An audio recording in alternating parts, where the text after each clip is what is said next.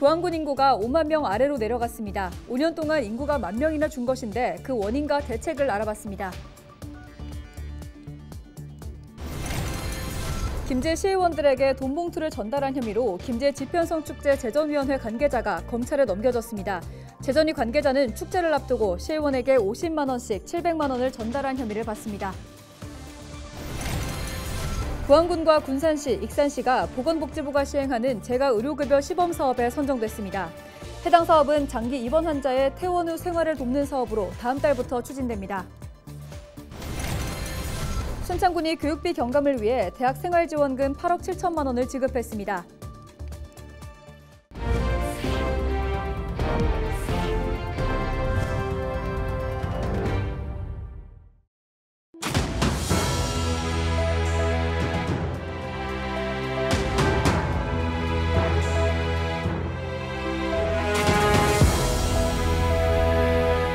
시청자 여러분 안녕하십니까? 헬로티비 전북뉴스입니다. 부안군 인구가 5만 명대에서 4만 명대로 내려갔습니다. 최근 5년 동안 계속해서 인구가 줄었기 때문인데요. 그 원인과 부안군의 대책은 무엇인지 이나라 기자가 취재했습니다. 유동인구가 많은 종합버스 터미널 인근입니다. 한산한 거리는 번화가라고 보기 어렵습니다. 시장을 지나다니는 사람도 드뭅니다. 엄청 많이 줄었어요. 옛날에는 12만까지도 갔었잖아요. 인구가 너무 많이 줄어가지고 앞으로 심각해요. 이 세대들이 이제 정말 이 부안 지역에서 극복해 살아갈 수 있을까? 그렇게 걱정이 되죠. 지난달 부안군 인구는 49,905명으로 5만 명 아래로 내려앉았습니다. 5년 만에 인구 1만 명이 준 겁니다. 부안군은 사망자는 늘고 출생아는 줄어 인구가 자연 감소했다고 설명합니다. 전입 전출 인구를 봤을 때 부안군을 떠나 다른 지역으로 이동하는 사회적 유출도 적지 않은 것으로 보입니다. 최근 3년 동안 도내 군 단위 지역 가운데 순이동이 두 번째로 많았기 때문입니다. 부안군은 민간 자본 투자 유치에 따른 일자리 창출이 답이라고 말합니다. 우리 부안은 소멸 위험 지역에 있습니다. 그래서 지금이 지속 가능한 부안을 만드는 골든 타임이다. 저는 이렇게 생각을 하고요. 첫째 푸드플랜, 둘째 민자유치 1주원 시대. 대표적으로 궁항 마리나 항만 개발과 격포 대규모 관광단지 등을 조성해 올해에만 787억 원을 유치하겠다고 했지만 언제쯤 개발이 끝나 안정적인 일자리가 마련될지는 미지수입니다. 또한 생애 주기별로 장학금 확대와 청년 주거비 지원 사업 등을 추진하고 있지만 구체적인 성과는 내놓지 못하고 있습니다. 부안군의 소멸 위험이 더욱 커지면서 인구 감소를 당장 막을 수 있는 대책 마련이 시급합니다. 헬로티비 뉴스 이나라입니다. 지난해 10월 전북방송이 단독 보도해드렸죠. 김제 지평선 축제를 앞두고 김제 시의원들에게 돈 봉투를 전달한 혐의를 받는 축제재전위원회 관계자 A씨가 검찰에 넘겨졌습니다. A씨는 지난해 9월 시의원 14명에게 50만 원씩 700만 원을 전달한 혐의를 받습니다. 앞서 유진우 김제시의원은 신상 발언을 통해 지평선 축제 개회식 날 모종의 뭉칫돈이 들어왔다고 폭로한 바 있습니다. 당시 A씨는 전북방송 취재진과의 인터뷰를 통해 돈을 건네려 한 건 맞지만 의원들이 돈을 받지 않아 전액 회수했다고 해명한 바 있습니다. 부안군과 군산시, 익산시가 보건복지부가 시행하는 재가의료급여 시범사업에 선정됐습니다. 해당 사업은 장기 입원 환자가 퇴원 후 안정적인 생활을 할 수 있도록 요양보호사가 가사, 식사 등을 지원하는 사업입니다. 전라북도는 다음 달부터 기존의 전주시와 김제시에 더해 도내 총 5개 시군이 해당 사업을 추진할 예정이라고 밝혔습니다. 순창군이 교육비 경감을 위해 대학생활지원금 8억 7천만 원을 지급했습니다.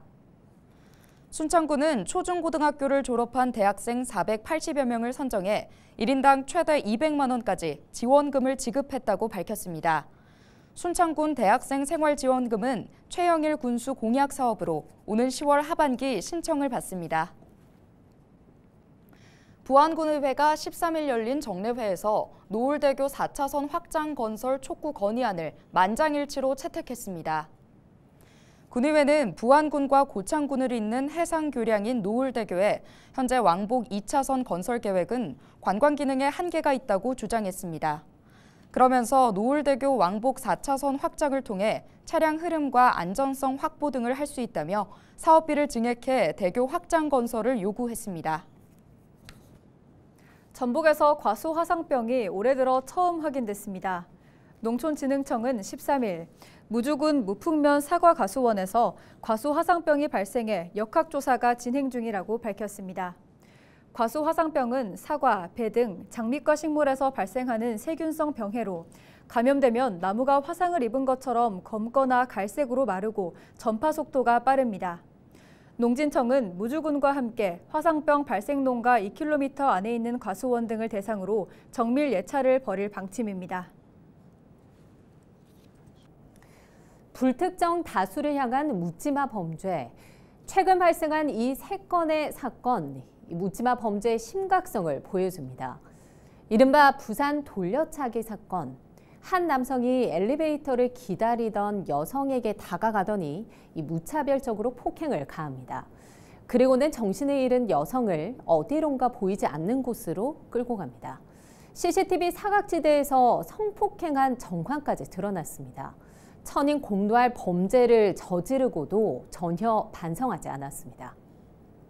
어떤 공식적인 제재라든지 형사사법에 대한 두려움이 전혀 없는 사람 또는 자신의 행동이 얼마나 잘못됐는지에 대해서 자각을 하고 일반 시민들이 어떻게 느끼고 있는지에 대한 공감이 굉장히 좀 부족했던.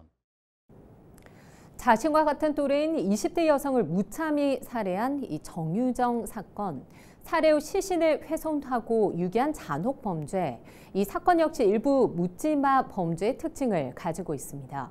과외 앱을 통해 전혀 모르는 피해 여성의 집을 찾아갔는데 자신보다 약한 대상을 범행 대상으로 삼았습니다. 묻지마 범죄들을 보면 불특정 다수라고 하지만 그 범죄자 본인보다 약한 사람을 선정하는 경우가 대부분이거든요. 여기에서도 부모와 함께 생활하지 않는 여대생, 그리고 본인이 혼자 있는 시간이 언제인지 그런 걸 사전에 다 확인을 했습니다. 이 사건은 최근 이 부산 시내 한밤중 주택가 골목에서 발생한 화재입니다. 한 남성이 신변을 비관해 주택가 쓰레기 더미에 불을 지른 건데 경찰의 신속한 대응이 없었다면 주택가 전체로 번져 큰 피해를 낼 뻔했습니다. 강화 범죄가 대표적인 분노를 표출하는 범죄라고 전문가들이 분석을 하거든요. 그래서 꼭 살인이 아니더라도 그런 심리적으로 해결되지 못한 스트레스나 본인 스스로 뭔가 해결하지 못하는 그런 갈등 상황을 혼자 계속 고립적으로 생각하다 보면 잘못된 결론을 내릴 수가 있고 그게 이제 반사회적 인격 장애로 불리는 사이코패스, 이 공감 능력이 없는 것이 특징이죠. 이 세 사건의 범죄자들이 가진 공통점, 바로 공감 능력이 없다는 점입니다. 실제로 또래를 잔인하게 살인한 정유정은 사이코패스 성향 점수가 상당히 높게 나타났습니다. 사이코패스라든지 소시오패스라든지 그런 사람들의 기질, 특질과 일부 일치하거나 점수가 높게 나올 수는 있지만 꼭 그게 범죄의 원인이 됐다고 보기는 조금 힘듭니다. 그 범행을 저지를 당시에 그 어떤 심리적인 요인, 여러 가지 촉발 요인들이 있었기 때문에 그렇게 범행을 했다라고 생각을. 일부 전문가들은 묻지마 범죄 요인으로 SNS 사회 관계망 서비스를 지목하기도 합니다. SNS를 통해서 타인과 자신을 비교하다가 생기는 상대적 박탈감. 나는 행복하지 않고 가진 것도 없는데 왜 저 사람들은 행복할까? 이런 생각이 반사회적 인격 장애와 결합돼서 이 범죄로 이어진다는 분석입니다. 스마트폰에 갇힌 채 터놓고 이야기할 사람이 없이 고립되는 이들이 늘어나면서 이 무고한 시민들이 묻지마 범죄에 위협받고 있습니다. 헬로티비 뉴스 차선영입니다.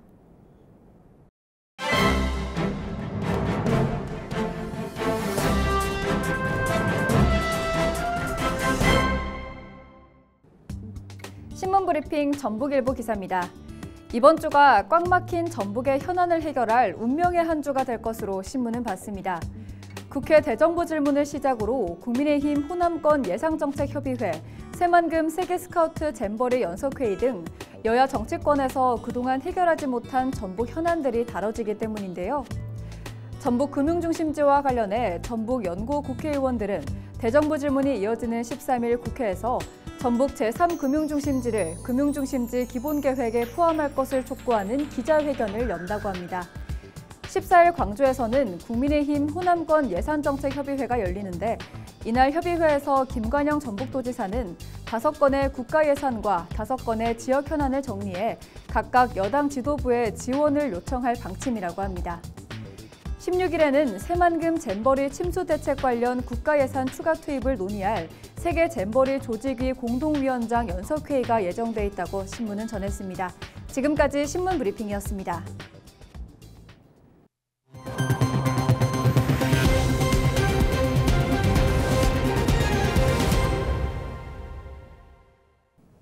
남원시가 치매 환자를 대상으로 맞춤형 돌봄 관리 체계를 다음 달부터 도입합니다. 이에 따라 보건소와 의료기관에서 하던 치매 예방과 진단, 치료와 국민건강보험공단과 같은 복지기관에서 하는 돌봄 관리가 일원화된 서비스를 제공할 방침입니다. 치매로 고통받는 분들이 갈수록 늘고 있는 만큼 전원 돌봄 관리 체계를 통해 양질의 도움을 제공할 수 있을 것으로 기대합니다. 김제시의회가 13일부터 22일까지 열흘 동안 제270회 제1차 정례회를 엽니다. 이번 정례회에서는 김제시 2022 회계연도 결산 승인안과 조례안 등 모두 5건의 안건을 심사합니다. 김영자 김제시의회 의장의 발언 직접 들어보시죠. 결산 심사의 경우 단순히 승인으로 끝나는 것이 아니라 예산 집행에 대한 책임을 밝히고 내년도 재정계획의 수립과 그 운영에 중요한 자료를 제공한다는 점에서 예산 편성 못지않게 중요한 의미를 가지고 있습니다. 시의회는 오는 16일 김제시에 대한 시정 질문도 진행할 계획입니다. 고창군이 지난 9일 신림면에서 농업용 드론 10여 대를 이용해 비료와 농약 살포 작업을 선보이고 사용법을 교육하는 현장 연시회를 열었습니다. 고창군은 농촌 일손 부족 해결을 위해 전체 읍면에 드론을 이용한 공동 방제를 지원하고 농업용 드론 활용 교육을 운영한다고 밝혔습니다. 벼 이외에도 과수와 밭작물 등 병해충 발생 시 안전하고 빠르게 방지할 수 있어 드론이 농업 분야에서 큰 역할을 할 것으로 기대합니다. 남원시는 귀농인에게 가구당 최대 3억 원의 창업 자금을 지원합니다. 지원 대상은 최근 5년 안에 남원의 농촌 지역에 전입한 만 65세 이하의 귀농인으로 귀농과 영농교육을 100시간 이상 이수한 실적이 있어야 합니다. 창업자금은 농지 구입과 하우스, 축사 신축 등에 쓸 수 있습니다. 시는 주택 구입 자금도 가구당 7,500만 원까지 같은 조건으로 지원합니다. 정읍시가 내년도 국가예산 확보에 본격적으로 나서고 있습니다. 이학수 정읍시장은 국회에서 윤준병, 박성민, 김윤덕, 이모경 의원 등을 만나 내년도 주요 사업의 필요성을 설명하고 국가예산 반영을 요청했습니다. 특히 역전지구대 이전 건립, 반려동물 방사선 의학연구센터와 그린 바이오 소재 첨단 부설 시스템 구축, 정읍 무형문화재 전수교육관 건립 등을 강조했습니다. 임실군이 옥정호 출렁다리와 붕어섬, 치즈 테마파크 등에 전시할 국화재배에 힘쓰고 있습니다. 임실군은 지역 국화재배단지에 지난해 생산한 국화보다 31% 많은 7만 5천여 주를 심었습니다. 이에 따라 오는 9월 하순부터 치즈 테마파크와 옥정호 일원에 국화꽃을 전시해 화려한 볼거리를 제공할 계획이라고 밝혔습니다. 정읍 지역 시민사회단체인 정읍동학시정감시단이 정읍시 내장상동 공간플러스 센터에서 환경 관련 강좌를 4차례 엽니다. 먼저 오는 15일엔 환경운동가인 최병성 목사의 망가진 산 병든 집을 주제로 강의가 열리고 오는 22일엔 윤미향 국회의원의 환경을 살리는 법 만들기를 주제로 한 강의가 진행됩니다. 오는 29일엔 공익법률센터 농본 대표인 하승수 변호사의 슬프고 아프고 힘없는 마을들, 또 다음 달 6일엔 정읍 시민의 안전한 삶을 위한 토론회가 이어집니다. 이어서 AI 아나운서가 전해드리는 날씨와 생활입니다.